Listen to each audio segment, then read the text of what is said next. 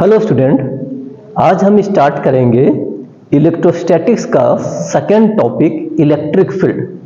काफ़ी interesting topic है electric field.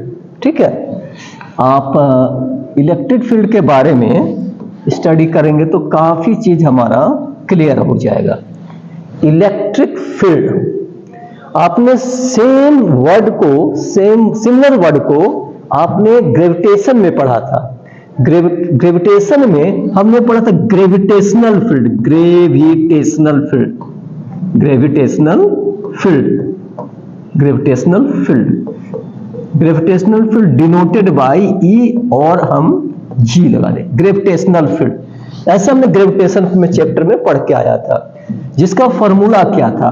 अगर सपोज कीजिए m एक मास है, p पॉइंट है, r डिस्टेंस है, तो इस मास के कारण p पॉइंट पर ग्रेविटेशनल फील्ड क्रिएट होता है।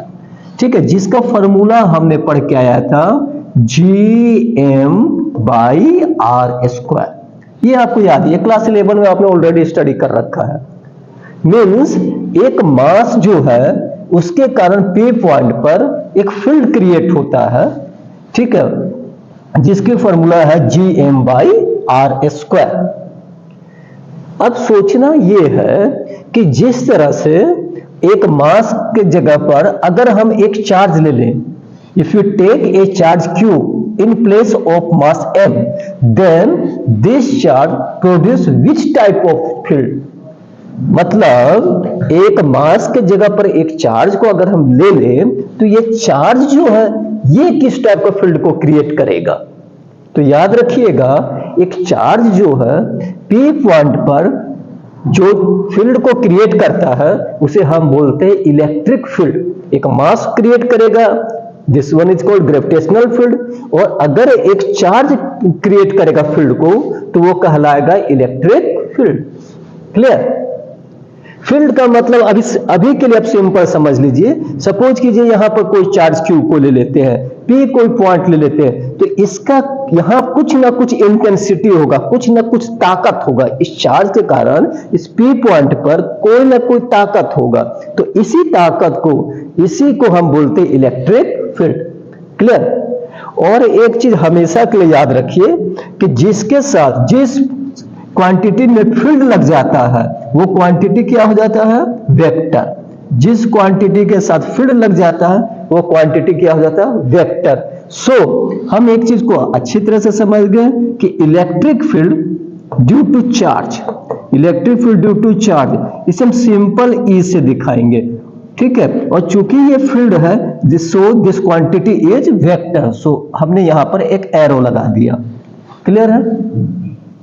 ठीक है, इलेक्ट्रिक फील्ड है, वेक्टर क्वांटिटी है, सो यहां पर हमने एरो लगा दिया।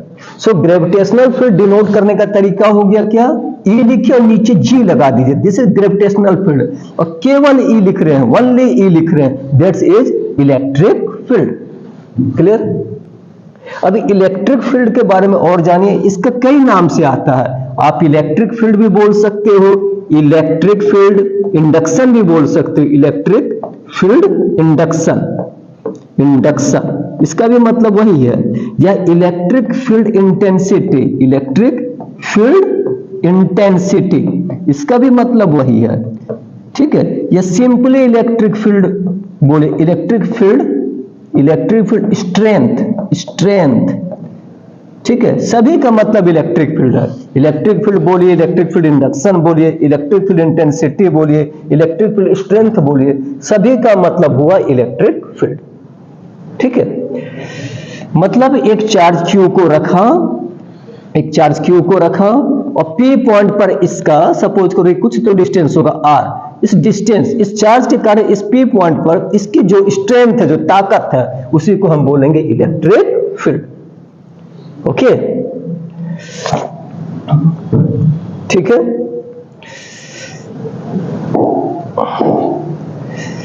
ओके, अब सोचना यह है कि सपोज करो सर एक पॉइंट चार्ज, एक छोटा सा चार्ज है जिसके कारण p पॉइंट पर हमें इलेक्ट्रिक फील्ड फाइंड करना है। तो हम इलेक्ट्रिक फील्ड को कैसे निकाल सकते हैं, ठीक है, आप इसको समझिए। If you take a charge Q, then what is procedure to find electric field at any point. अगर एक चार्ज Q है तो P पॉइंट पर इलेक्ट्रिक फील्ड निकालने का प्रोसीजर क्या है, किस तरीके से निकाल सके, तो इसको समझिए। बड़ा इंटरेस्टिंग चीज है, काफी इंटरेस्टिंग है, आराम से आप समझिए। देखिए, इलेक्ट्रिक फील्ड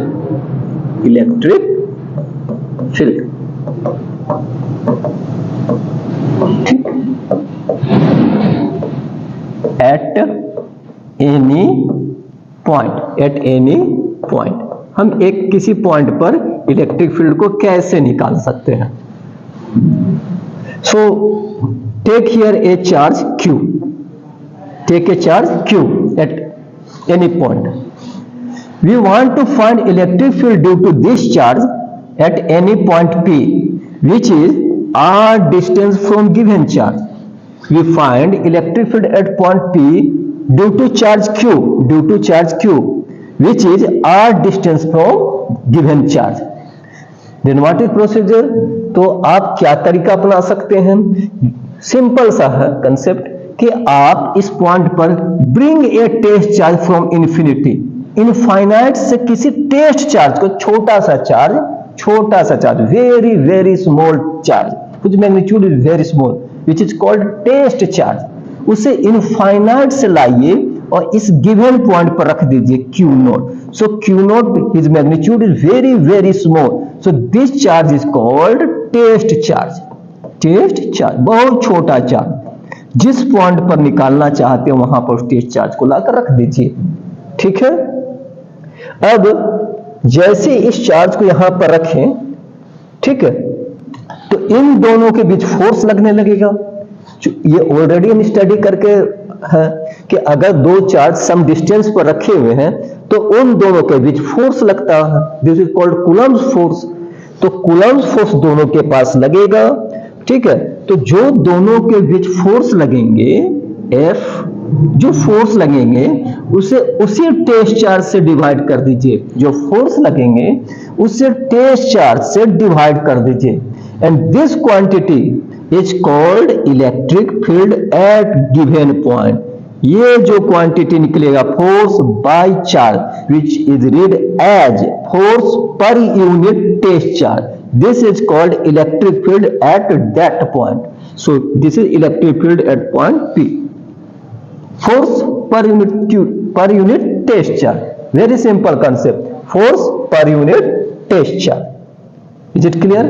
अब चूंकि मैंने पहले ही बताया कि टेस्ट चार्ज वेरी स्मॉल होना चाहिए, बहुत छोटा, सो मैथमेटिकली इसको हम ऐसे रिप्रेजेंट कर सकते हैं, लिमिट Q टेंड्स टू 0, मतलब टेस्ट चार्ज बहुत छोटा हो, so limit delta Q tends to 0। This is standard form of electric field. Force per unit test charge. Test charge very small. अब क्वेश्चन ये एराइज होता है कि सर ये टेस्ट चार्ज को बहुत छोटा ही क्यों लेते हैं? तो इसका सिंपल रीजन ये है कि टेस्ट चार्ज अगर इसका मैग्नीट्यूड छोटा लेंगे तभी तो इसका इलेक्ट्रिक फील्ड, इसका अपना इलेक्ट्रिक फील्ड नहीं होगा, इसका अपना इलेक्ट्रिक फील्ड नहीं होगा, जो भी इलेक्ट्रिक फील्ड होगा इसका होगा, इस चार्ज के कारण होगा। टेस्ट चार्ज का अपना कोई इलेक्ट्रिक फील्ड नहीं होगा क्योंकि इसका मैग्नीट्यूड छोटा है, तो इसके इलेक्ट्रिक फील्ड जिसे हम कैलकुलेट करना चाहते हैं उस पर इसका इंपैक्ट नहीं पड़ेगा, ठीक है। नहीं तो अगर ये टेस्ट चार्ज का भी कुछ वैल्यू हो जाए, कुछ इसका भी कुछ मेजरमेंट आ जाए, तो फिर इसके इलेक्ट्रिक फील्ड के वैल्यू को या तो इंक्रीज करा देगा और नहीं तो डिक्रीज करा देगा, जो चाहते हम नहीं है, हम इसका इलेक्ट्रिक फील्ड चाहते हैं। सो हम Q नॉट टेस्ट चार्ज को हमेशा स्मॉल लेते हैं, क्लियर है? नाउ अब इससे एक चीज हमें और समझना है कि सर इलेक्ट्रिक फील्ड अगर वेक्टर क्वांटिटी है, ये जो वैल्यू है ये टेस्ट चार्ज का मैग्नीट्यूड को बताएगा, सॉरी टेस्ट चार्ज ये इलेक्ट्रिक फील्ड के मैग्नीट्यूड को बताएगा। मींस ये आप यहां मोड ले लीजिए, यहां मोड लगा लीजिए और यहां ये लगा लीजिए, क्लियर? नाउ हमने ऑलरेडी डिस्कस कर रखा है कि test electric field vector quantity है। तो इलेक्ट्रिक फील्ड अगर वेक्टर क्वांटिटी है तो पी पॉइंट पर इस इलेक्ट्रिक फील्ड का कोई डायरेक्शन होना चाहिए। पी पॉइंट पर इलेक्ट्रिक फील्ड या तो आउटसाइड हो या तो इनसाइड हो। क्लियर है? तो हम इसके बारे में ये समझ लें कि एक प्लस क्यू चार्ज रहे, if given plus Q charge then electric field at point is outside this one, this direction, outside. Or when charge is negative, then at point P electric field is this side, towards the charge. Clear concept बना लीजिए। Plus Q है electric field outside, minus Q है electric field inside. इसका reason भी हम आगे समझा देंगे आपको कि प्लस क्यू है तो लाइंस बाहर निकलते हैं, माइनस क्यू चार्ज है तो लाइंस अंदर आते हैं। अभी आप समझ जाएंगे। Okay, this one is electric field force per unit test charge. अब जरा इस फॉर्मूला से और देखते हैं। अच्छा, अगर मैं पूछूं आपसे SI unit of electric field, what is SI unit of electric field, then this one is here force newton, charge coulomb. So SI unit of electric field is newton per coulomb. Okay, the SI unit of force is Newton and charge is Coulomb. So SI unit of electric field is Newton per Coulomb. Okay. Now, what is dimensional formula? Dimensional formula of electric field. Dimensional formula of electric field.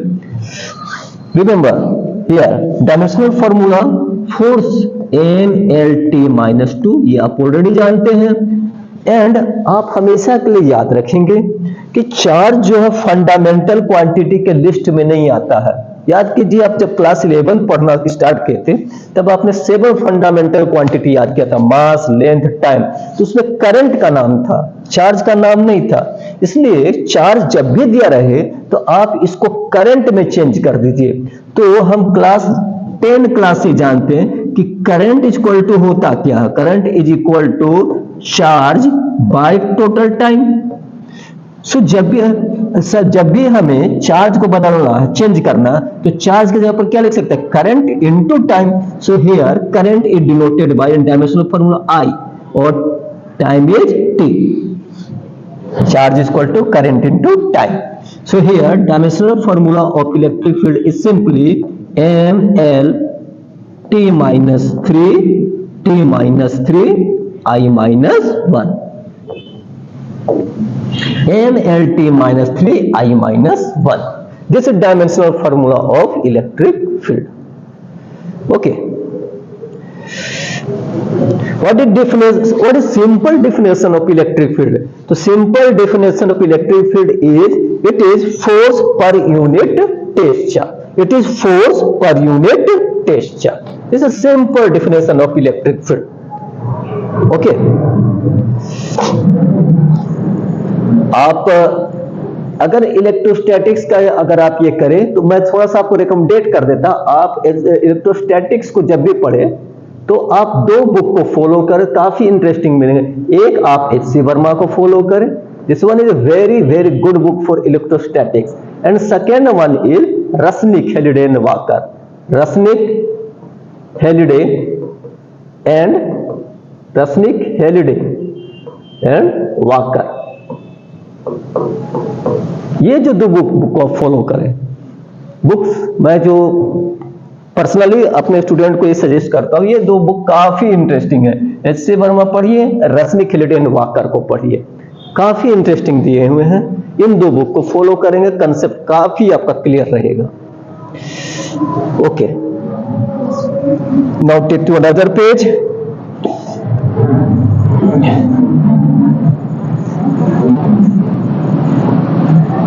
ठीक, अब हम थोड़ा और आगे देखते हैं। तो अभी तक हम कहां तक आ गए कि क्यू चार्ज है, पी पॉइंट है, this one is R, clear, this is point P, distance R from the charge. हमने लॉजिक क्या बना लिया कि इलेक्ट्रिक फील्ड अगर इस पॉइंट पी पर निकालना चाहते तो यहां पर टेस्ट चार्ज को रख दिया ब्रिंग कर दिया, then this one is force per unit tension. यही मैंने लॉजिक बनाया, if this magnitude this magnitude दो इलेक्ट्रिक फील्ड। अब जरा सा इसे मैं कैलकुलेट करता हूं और देखता हूं कि मेरा रिजल्ट क्या आता है। तो फोर्स का रिजल्ट क्या होगा इस फॉर्मूला से, तो 1/4 pi epsilon naught Q into Q naught by R square. This is force by Coulomb's law, Q1 Q2 by R square. We already done it, and Q naught is cancelled out. So electric field magnitude at point P is simply 1/4 pi epsilon naught Q by R square. This one is electric field. This one is electric field. Okay, this one is electric field. This one is electric field. You write here again 1/4 pi epsilon naught Q by R square.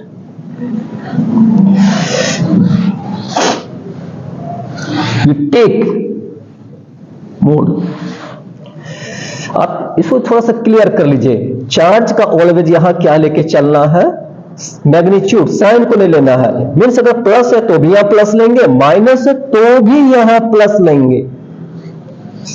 बिल्कुल clear हो जाए, electric field vector quantity है। अगर plus Q charge दिया तो भी problem बनाते समय प्लस है तो भी प्लस लेंगे और माइनस है तो भी प्लस ही लेंगे। क्लियर है? तो फिर सर प्लस और माइनस बताएगा क्या, तो प्लस और माइनस केवल फील्ड का डायरेक्शन बताता है कि प्लस क्यू चार्ज है तो फील्ड बाहर और माइनस क्यू चार्ज है तो फील्ड अंदर। Clear?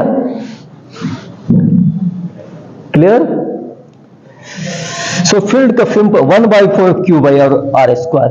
Q is 1/4 pi epsilon naught denoted by 1/4 pi epsilon naught is denoted by small k. This value is 9 into 10 to power 9. ये तो मैं ऑलरेडी जानता हूं।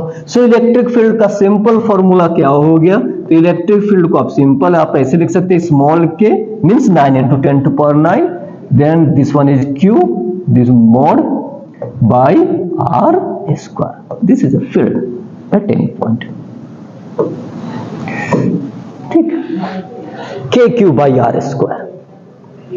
KQ by R square. KQ by R square. Take K small. Okay.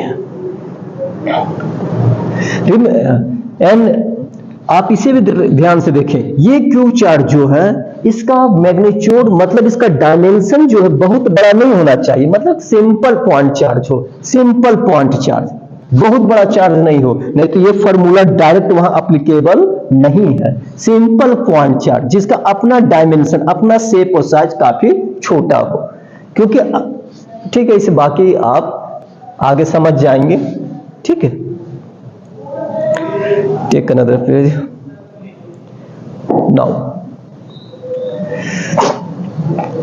अब हम थोड़ा सा और चीजों को समझेंगे कि सर ये इलेक्ट्रिक फील्ड, ये आपने बताया कि प्लस क्यू चार्ज है तो फील्ड पॉइंट पर बाहर जाएगा, माइनस क्यू है तो फील्ड पॉइंट पर अंदर क्यों रहेगा, तो ये फील्ड का बाहर जाना, फील्ड का अंदर आना, ये है क्या, ये चीजें हैं क्या। तो देखिए आप इसको सिंपली समझ सकते हैं कि ऐसा एज्यूम किया गया है कि जब हम कहीं नेचर में कोई चार्ज को लेते हैं, अगर हम कोई चार्ज को लेते हैं तो ऐसा एज्यूम किया गया है कि ये चार्ज Q जो है ये चारों ओर, अपने जैसे Q चार्ज को यहां पर रखें तो ये चार्ज चारों तरफ एक फील्ड क्रिएट करता है, एक पावरफुल फील्ड क्रिएट करता है। ठीक है, वो फील्ड कैसा माना गया तो वो मैंने एज्यूम किया है, इमेजिनरी है, कल्पना किया गया है। ठीक है, कि एक चार्ज क्यों है तो चारों ओर एक एरिया डेवलप कर रहा है, उस एरिया जहां तक उस चार्ज का इन्फ्लुएंस है, जहां तक वो चार्ज का ताकत है, उसे क्या बोलते हैं, इलेक्ट्रिक फील्ड। जैसे एक चार्ज क्यों रखे तो जहां तक के दूसरे चार्ज पर वो इंपैक्ट कर सकता है, वो इमेजिनरी एरिया जो हम कल्पना कर रहे हैं, उसी एरिया को बोलते हैं इलेक्ट्रिक फील्ड। ठीक है, वो कहलाएंगे इलेक्ट्रिक फील्ड। तो इलेक्ट्रिक फील्ड में सबसे पहले आपको सीखना पड़ता है electric lines diagram, electric lines diagram. और ये लाइंस जो निकल रहा है, मैं बार बार कह रहा हूं, ये इलेक्ट्रिक लाइंस, ये एज्यूम किया जाता है, ये माना गया है, ठीक है। ऐसा आपको दिखाई नहीं देगा स्पेस में कि प्लस क्यू चार्ज है तो लाइन ऐसे आ रहा है, माइनस क्यू है, ऐसा कुछ दिखाई नहीं देगा। ऐसा एज्यूम करके पहले से रखा गया है। जैसे ये लेकर चला है कि प्लस क्यू चार्ज है तो इलेक्ट्रिक लाइंस अंदर की ओर आता है, ऐसे लाइंस आता है, ये लाइंस कहलाते हैं। इसे हम क्या कहेंगे फिजिक्स में? Electric lines. Sorry, this figure is wrong. If this one is minus, if this we take this one, a plus q charge, then field is this plus Q charge है, field ऐसे निकलता हुआ नजर आएगा। वही minus Q charge है तो field आपका अंदर की ओर ऐसा आएगा, ऐसे। और ये लाइंस क्या है? ये लाइंस, इसे क्या बोलते हैं? जो स्टेट देख रहे हैं आप ना, इसे हम बोलते हैं इलेक्ट्रिक लाइंस। ये इमेजिनरी है और ये स्पेस में चारों तरफ है। ये स्पेस में क्या हो, कोई चार्ज रख देंगे तो स्पेस में चारों तरफ रहेंगे उसका, और जहां तक ये लाइंस काम करेंगे, ठीक है, इस एरिया को, जहां तक एरिया बनेगा उस एरिया को हम बोलते हैं इलेक्ट्रिक फील्ड। इस एरिया को बोलेंगे इलेक्ट्रिक फील्ड। अब इस इलेक्ट्रिक फील्ड में अगर कोई सेकेंड चार्ज आ गया तो इस फील्ड के सहारे ये इस चार्ज पर फोर्स लगा देगा।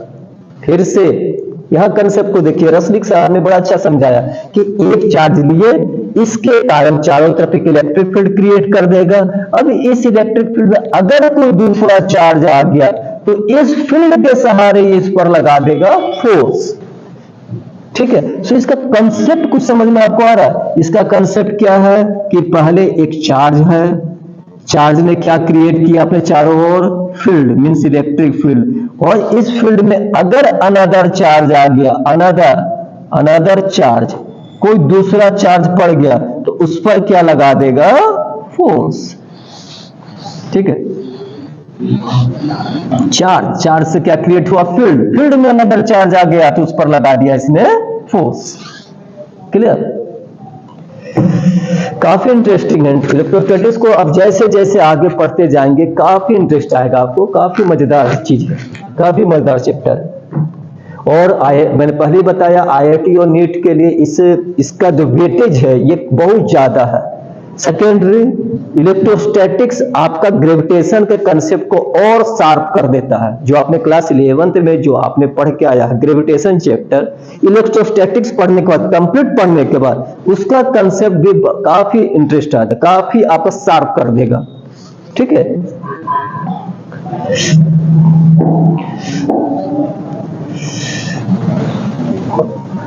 अब हमारा टारगेट क्या रहा? अब हमारा टारगेट है कि हम इलेक्ट्रिक फील्ड को ड्रॉ करें। इलेक्ट्रिक फील्ड लाइंस कैसे ड्रॉ किया जाता है? Draw the electric lines diagram, ठीक है। सो वन बाय वन हम पढ़ते हैं। तो अब टॉपिक हमारा क्या रहा? Electric lines diagram. Electric lines diagram, electric lines diagram. सबसे पहले सिंगल पढ़ते हैं, सिंगल स्टडी करते हैं। तो सबसे पहले आप लाइंस डायग्राम देखिए। पहला isolated positive charge, isolated positive charge, केवल एक सिंगल पॉजिटिव चार्ज हो तब उसका डायग्राम कैसा बनेगा? Isolated positive charge. Isolated means क्या? अकेला एक चार्ज कहीं रखा हुआ है और नेचर में कैसा है? ये पॉजिटिव है, तो उसका लाइंस डायग्राम कैसा बनेगा? तो आप यहां प्लस क्यू आइसोलेटेड कोई चार्ज ले लीजिए और इसका डायग्राम सिंपल बनेगा कि आप ऐसे ले लीजिए। ये कितने लाइंस आप निकाल सकते हैं? तो बोलो सर सो मेनी, इनफाइनाइट। चूंकि हम एक जानते कि हैं एक पॉइंट चार्ज से एक पॉइंट से हम कितने लाइंस खींच सकते हैं, तो इनफाइनाइट से हम कितने डायग्राम कितने लाइंस निकाल सकते हैं, इनफाइनाइट। अब गौर कीजिए प्लस चार्ज रहे तो देखिए एरो बाहर की ओर है, मतलब बाहर की, कभी गलती से अंदर नहीं करेंगे अगर चार्ज नेगेटिव है। पहला लाइंस बाहर की ओर। दूसरा, जब भी यहां से निकलेगा सिंगल तो ये देखिए एंगल हमेशा 90 डिग्री बनाता, कभी ऐसे ऐसे नहीं जाएगा, हमेशा ये, ठीक है, ऑलवेज 90 डिग्री। और तीसरी बात कि दो लाइंस एक दूसरे को इंटरसेक्ट नहीं करते हैं, सब अलग अलग रहेंगे, ठीक है। पहला बात क्या हो गई, फर्स्ट कि जितने लाइंस हैं सब पॉजिटिव चार्ज से बाहर जाएंगे, दूसरा 90 डिग्री पर रहेंगे, तीसरा एक दूसरे को कट नहीं करेंगे, और चौथी बात को और समझिए कि आप जब भी ये डायग्राम को ड्रॉ कर रहे हैं तो आप इस चीज को देख रहे हैं कि ये लाइंस जो है हमेशा सरफेस से निकल रहा है। कहां से निकल रहा है, सरफेस, चार्ज के अंदर से नहीं। गलती से भी कोई भी लाइंस चार्ज के अंदर से नहीं निकालेंगे, जो भी लाइंस निकलेंगे from the surface of charge, इस चीज को याद रखिएगा, जो भी लाइंस निकलेंगे from the surface of charge, अंदर से नहीं। There are no electric lines, इस चीज को याद, there are no electric line inside the charge, charge के अंदर कोई इलेक्ट्रिक लाइंस नहीं होते हैं, ठीक है। सो हम इसको एक वर्ड में हम बता सकते हैं कि पॉजिटिव चार्ज का नेचर क्या है, तो ये लाइंस को निकालते हैं, इसलिए बोलते हैं ओरिजिनेट। ये क्या करते हैं, ओरिजिनेट करते हैं, लाइंस को निकालते हैं। कहां से, फ्रॉम सरफेस, ठीक है, from surface. Which angle, from make an angle 90 degree, make an angle 90 degree. This is isolated positive charge. आराम से आप पोज करके आराम से आप लिख लिए। Now second one, what is line diagram, electric line diagram of isolated negative charge, isolated negative charge, isolated negative charge, negative charge, charge, isolated negative charge. Isolated negative charge है तो इसका डायग्राम क्या होगा, माइनस क्यू, आइसोलेटेड ले लीजिए। तो same way से same तरीका है, बस इसमें लाइंस क्या होंगे, तो इसमें ओरिजिनेट हो रहे थे, इसमें सरफेस तक जाके टर्मिनेट हो जाएंगे, सरफेस तक। आप जितना चाहता ड्रॉ कीजिए ऐसे। डिफरेंस तो समझ में आया होगा। इसमें लाइंस एरो बाहर, ऊपर बाहर की ओर है, ओरिजिनेट कर रही लाइंस बाहर है, इसमें सारा एरो अंदर है, बाकी सब कुछ सेम है। तो से और एक चीज और गौर फरमाइए, उसमें सरफेस पर फ्रॉम सरफेस ओरिजिनेट होता है, यहां फ्रॉम सरफेस टर्मिनेट होता, ऑन सरफेस टर्मिनेट होता है। यहां ऑन सरफेस तक जाकर वो खत्म हो जाते हैं लाइंस, उसके अंदर नहीं आएंगे। क्लियर है, इसमें उसके अंदर नहीं आएंगे। और ये हमेशा एंगल क्या बनाए रखेंगे, 90, अंदर कोई लाइंस नहीं लाइएगा। क्लियर। सो इसका नेचर क्या है, ओरिजिनेट करने का। तो इसका नेचर क्या हो जाएगा, तो इसका नेचर हो जाएगा ये टर्मिनेट करता है, terminate on surface, on surface. Okay, originate करेंगे, ये टर्मिनेट करेंगे। Okay,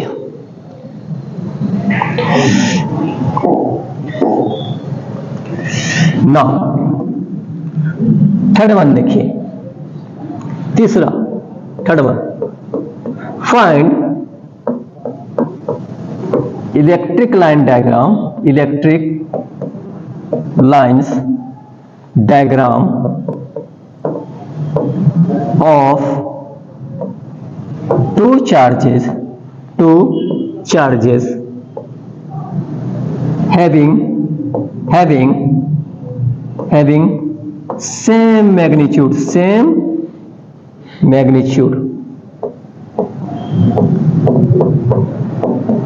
but opposite in nature, आप इसे समझिए, अगर दो चार्ज है, दोनों का मैग्नीट्यूड सेम है, मतलब दोनों का वैल्यू सेम है, बट नेचर में अपोजिट है। बट मीन्स क्या हुआ? नेचर में अपोजिट होने का मीन्स मतलब क्या हुआ? मतलब एक चार्ज प्लस है और एक चार्ज माइनस है। तब इसका लाइन डायग्राम कैसे ड्रॉ करेंगे? ठीक है, तो पहले इसमें थोड़ा सा समझना है। तो सबसे पहले जो मैं सिंपल बुक में दिया रहता उस डायग्राम को ड्रॉ करूंगा, और फिर इसमें जो एक्चुअल होता है, जो जानना जरूरी है, फिर उसे ड्रॉ करूंगा। पहले जो बुक्स में दिए हुए, सिंपल बुक में दिए हुए, उन्हें दिखाऊंगा, और फिर जो स्टैंडर्ड बुक में जो थोड़ा सा डिफरेंस है उससे बता दूंगा। तो सबसे पहले हम देखते हैं इसमें। देखिए, इसमें कह क्या रहा आपको कि एक प्लस क्यू चार्ज है, क्लियर है, और एक माइनस क्यू चार्ज है। मैग्नीट्यूड सेम है बट नेचर में अलग है। अब इसका डायग्राम क्या होगा? तो सिंपल, ये ओरिजिनेट करता है, ये टर्मिनेट करता है। ये लाइंस को निकालने का ताकत और माइनस क्यू को खींचने की ताकत है। तो इसका डायग्राम ऐसे बनेगा, प्लस से माइनस, आराम से ऐसे। ये निकाला, ये घुमा दिया, ठीक है। आप ऐसे चले जाओ, आप ऐसे 100 मैंने निकाल लीजिए जितना निकाल सकते हैं। ये मान लीजिए ऐसे कट नहीं करेगा कहीं भी, आप ध्यान रखेंगे, कहीं भी दो लाइन को कट नहीं कराइएगा। ये ऐसे जा रहा, ये घूम कर ऐसे आ जाएगा, मीन्स ये ऐसे जाकर ऐसे आ रहा, सिमिलरली ऐसे जा रहा, ये घूम कर ऐसे आ रहा, ठीक है। फिर ऐसे आप निकालते चले जाइए जितना सारा, और इधर लाते चले जाइए, ये ऐसे आ रहा, क्लियर। ये हो गया प्लस माइनस का, क्लियर, प्लस माइनस का। अब गौर फरमाइए, जब सिंगल आइसोलेटेड पॉजिटिव था तो याद कीजिए यहां पर एंगल 90 डिग्री था, सिंगल आइसोलेटेड ये 90 था, लेकिन अब एंगल 90 नहीं बन रहा। क्यों नहीं बन रहा? क्योंकि ये सिंगल ऐसे रहता तो 90 से निकालता, लेकिन ये 90 से निकालना चाह सिंगल के सामने एक चार्ज पड़ा हुआ, तो ये ऐसे घुमा दे रहा, सो यहां पर एंगल फॉर्म हो रहा, क्लियर है? ऐसे आप समझ सकते हैं इजीली, ठीक है। ये जो लाइंस है, ऐसा जो डायग्राम है, ये सिंपल सारे बुक में दिए हुए हैं, ठीक है। सिंपल ऐसे ड्रॉ किया हुआ है, सारे बुक्स में दिया, क्लियर है। लेकिन थोड़ा सा इसमें और मॉडिफाई करना है, थोड़ा सा मॉडिफिकेशन करके बताते कि एक्चुअल क्या है इसके साथ, तो उसे मैं आपको दिखाता हूं। देखिए, थोड़ा सा आप देखिए इसे, एक्चुअल डायग्राम इसका क्या है। देखिए, एक्चुअल ये है कि सपोज कीजिए कि प्लस क्यू है और ये माइनस क्यू है, इसी का ड्रॉ करना था। तो वास्तव में ऐसा होता है कि प्लस क्यू से माइनस क्यू पहला लाइन ऐसे चला गया। अब फिर ये देखिए,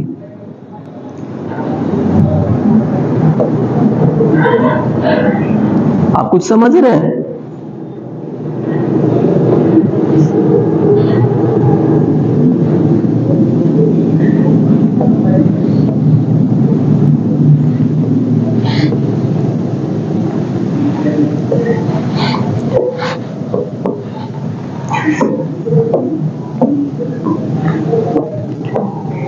बोलो सर ये तो बिल्कुल उसी तरह का जैसा भी आपने ड्रॉ किया। नहीं, थोड़ा सा डिफरेंस है इसमें। देखिए क्या होता क्या है कि ये जो है ना, पहले दो लाइन के बीच का गैप सपोज करो अगर 1 मीटर है, ये 1 मीटर है, तो ये थोड़ा सा ज्यादा होगा इससे, मतलब ये 3 मीटर होगा। अब ये थोड़ा सा और गैप ज्यादा होगा, ये 7 मीटर हो जाएगा, ये थोड़ा सा और ज्यादा हो जाएगा, 12 मीटर होगा, 13 मीटर होगा, समथिंग जो है। ये गैप लगातार दो लाइन के बीच कंजुगेटिव जो होता है ये बढ़ते चला जाता है।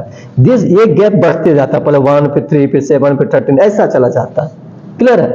यहां भी 1 3 7 ये लगा एक जैसा नहीं रहता, ये बढ़ते चला जाता है, ठीक है। और हम जानते हैं कि इस लाइन को लेटरल लाइन बोलते हैं। क्या बोलते हैं? Lateral line. सो ये जो गैप होते जा रहा, इसे हम क्या बोलते हैं? इसे हम बोलते हैं लेटरल डिस्प्लेसमेंट। लेटरल डिस्प्लेसमेंट, इसे याद रखिएगा, लेटरल डिस्प्लेसमेंट। लेटरल डिस्प्लेसमेंट ये काफी बार पूछा गया है। What is lateral displacement? This one is called lateral displacement. Displacement में देखो डिस्प्लेसमेंट बढ़ते जा रहा है, लेटरली बढ़ रहा है, this is axial line, this is lateral line, so laterally बढ़ रहा है, so this one is called lateral displacement. ये एक्चुअल फिगर है किसका, between two charges having same magnitude but opposite in nature. Okay,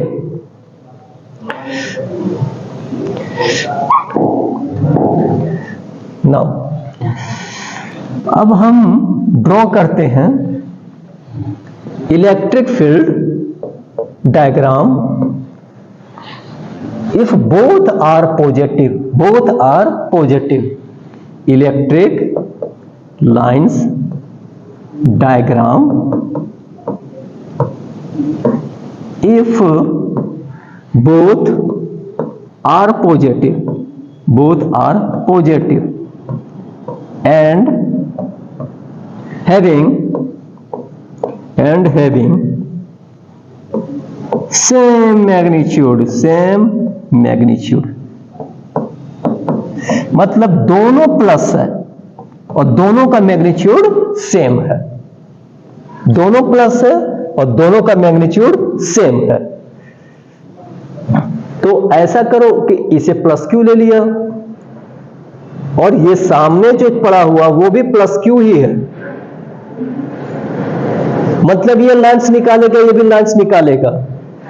ऐसा केस में क्या होगा कि आप चूंकि दोनों का मैग्नीट्यूड सेम है तो आप बीच में एक डॉटेड लाइन टाइप से ड्रॉ कर लीजिए, ऐसा ये डॉटेड लाइन ले लीजिए और सपोज कीजिए कि ये दिखा दीजिए x और ये भी दिखा दीजिए x, यानी दोनों का डिस्टेंस सेम ले लीजिए, यहां x और ये x और बीच में ठीक मिडिल में एक लाइन ड्रॉ कर दीजिए। ठीक है, अब देखिए लाइन डायग्राम कैसे बनेगा, ये ऐसे जाएगा लाइन और सीधा ऐसे घूम जाएगा, ये यहां से ये भी ओरिजिनेट करेगा लेकिन ये भी ऐसे घूमेगा, ये भी ऐसे जाएगा ऐसे घूमेगा, ये भी ऐसे जाएगा ऐसे जाएगा, आप जितना चाहे ऐसे कर लो। ठीक है, आप ऐसे करते चले जाओ।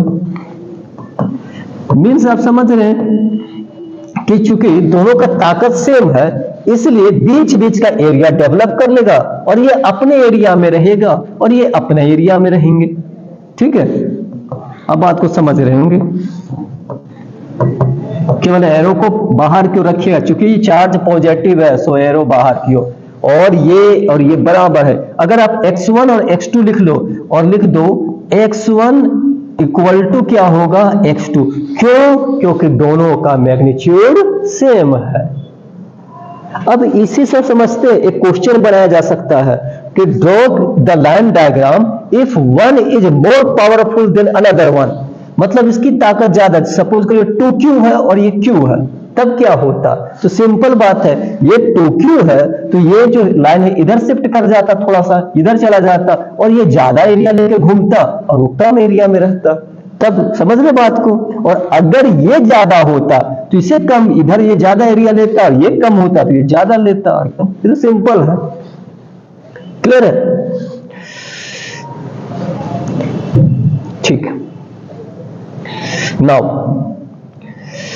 अब एक और देख लेते हैं। ये तो हुआ electric line diagram of both are positive. अब हम देखेंगे electric line diagram if both are negative. अगर दोनों निगेटिव हो तो आप यहां से भी निकाल सकते हैं कि अगर ये दोनों सर निगेटिव है तो डायग्राम ऐसा ही रहेगा, दोनों निगेटिव है तो बस ये एरो अंदर हो जाएगा। क्लियर, मैं इसे ड्रॉ कर देता हूं आपके लिए लास्टली। Draw the, ये फिफ्थ ना होगा, draw the electric lines diagram, electric line diagram of two charges having same magnitude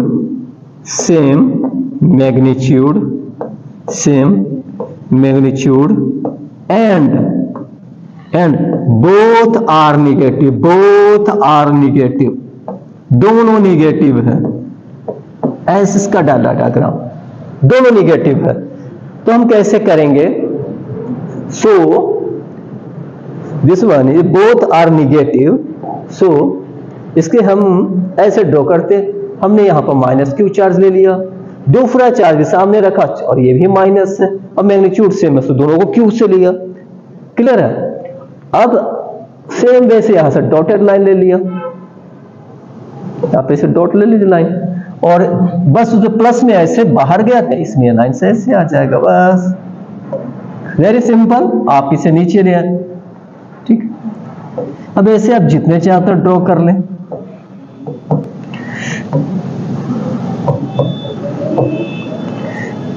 Sorry, this one is wrong here. This one is wrong here. ये अंदर रहेंगे, ये अंदर रहेंगे, ये अंदर रहेंगे, जितने हैं सब अंदर रहेंगे इनसाइड, ठीक है। अब जितने चाहे उसको अंदर लाएं। ये रहा x1 और ये रहा x2, x1 and x2। Here भी क्या होगा, x1 x2 x2, दोनों को बराबर बराबर एरिया मिलेंगे, बस अंतर यह है कि पॉजिटिव में बाहर एरो था, इसमें अंदर है। क्लियर है? और इससे भी बन सकता है आगे कि अगर ये मैग्नीट्यूड में ज्यादा है और ये मैग्नीट्यूड में कम है तो ठीक है, ये इधर शिफ्ट कर जाएगा, लेकिन एरो ऐसे ही रहेगा। क्लियर है? और धीरे धीरे आप प्रैक्टिस करते चले जाएंगे, आप आराम से इस चीज को समझ सकते हैं। ठीक है, देखिए फिर मैं इस बात को दोहरा रहा हूं कि ये जो लाइन डायग्राम आप ड्रॉ करते हैं, जो अभी तक मैंने ड्रॉ किया, ये सब इमेजिनरी है, ये कल्पना किया गया कि चार्ज है तो स्पेस में ये प्लस ऐसे है, माइनस ऐसे है, ये लाइंस निकल रहे हैं, ऐसा कुछ होता नहीं है, ये इमेजिन किया गया ताकि हम फील्ड के चार्ज के मूवमेंट को समझ सकें। क्लियर है? इसलिए इस लाइंस के बारे में सोचा जाता। क्लियर? और अब इसके बारे में, इस इलेक्ट्रिक लाइंस के बारे में अगले हम टॉपिक में इसके सम प्रॉपर्टीज को बताएंगे कि इलेक्ट्रिक लाइंस डायग्राम जो हम इमेजिन किए हैं, ठीक है, और जिसे हम ड्रॉ कर रहे हैं, उसमें कुछ तो कुछ ऐसा खासियत होगा जिसके कारण हम इसको स्टडी कर रहे हैं। हम जान रहे हैं कि नेचर में इस टाइप से कुछ हो, नेचर में इस टाइप से कोई लाइंस निकल नहीं रहा, फिर हमने क्यों इमेजिन किया, क्या खासियत इस लाइंस का, इसे हम नेक्स्ट टॉपिक में आपके साथ डील करेंगे। ठीक है, तब तक मैं आपको सजेस्ट करूंगा आप इलेक्ट्रिक फील्ड तक के लिए किसी अच्छे बुक से, यहां तक के लिए आप चीजों को थोड़ा एक बार और बुक से पढ़ लीजिए, और फिर हमारे जो वीडियो से बार बार आप पॉज करके 2 बार 3 बार देखिए, आप आराम से हर कंसेप्ट आपका क्लियर होते जाएगा। ठीक है, तो नेक्स्ट टॉपिक में हम लोग क्या डिस्कस करेंगे, तो नेक्स्ट टॉपिक में हम लोग डिस्कस करेंगे प्रॉपर्टीज ऑफ इलेक्ट्रिक लाइंस, क्या क्या खासियतें हैं। ठीक है, till then good bye student.